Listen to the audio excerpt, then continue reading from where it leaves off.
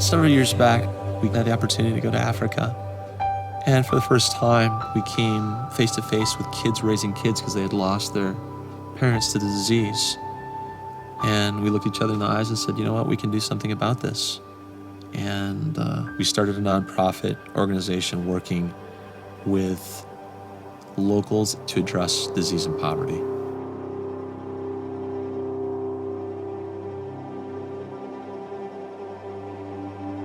I went in the summer to Mozambique with my dad, and I was 10 years old. And I brought along my soccer ball because I know the kids in the villages love to play soccer. And in every village, I'd look down and see a bunch of plastic bags or rags wrapped up with twine. And before I'd get to the village, that's what the kids would be playing with. In Africa, when you show up with a genuine soccer ball, it's a big deal. And Ethan's thinking, boy, here I've got this soccer ball and I've got 4 other soccer balls in my garage, or 5 soccer balls, something like that. Maybe I should give it up.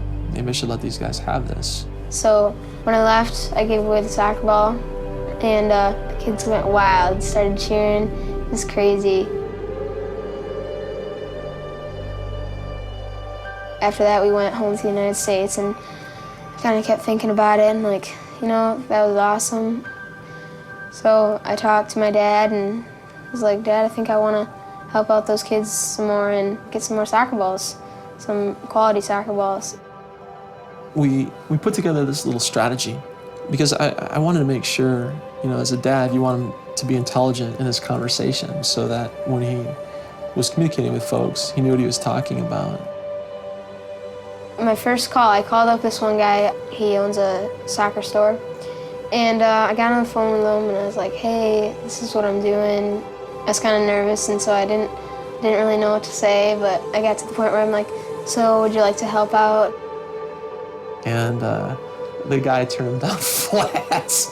And I could just see Ethan's face because I was kind of off in the corner, and I could tell the guy was not going for it. I hung up and I was like, man, this is gonna be harder than what I thought to get some kids some soccer balls.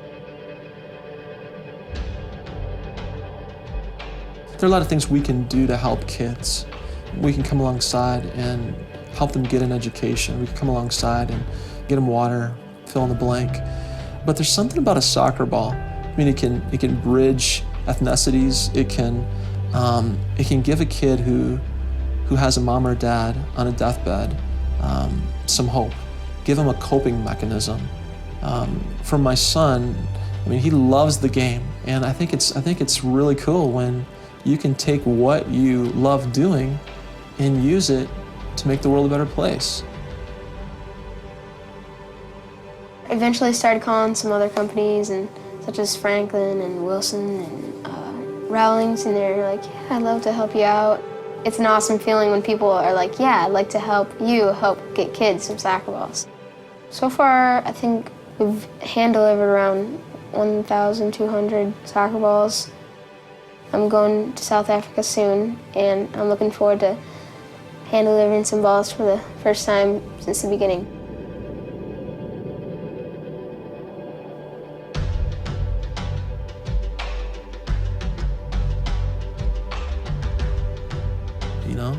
We try our best to, in an authentic way, be people who are grateful and let our gratitude motivate us, whether it be going down the street and helping somebody work on their car, or going over to Africa and giving somebody clean water.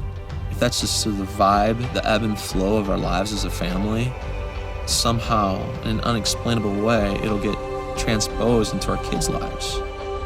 I feel like generosity can totally change the way people think about other people and how they react to some difficult situations. It's just part of what we do. It's just that's what we're created for. Recognizing the needs of others and just doing something about it. That's the deal. And when our kids engage in that, when we see Ethan doing that stuff, we go, yeah, that's the way we roll.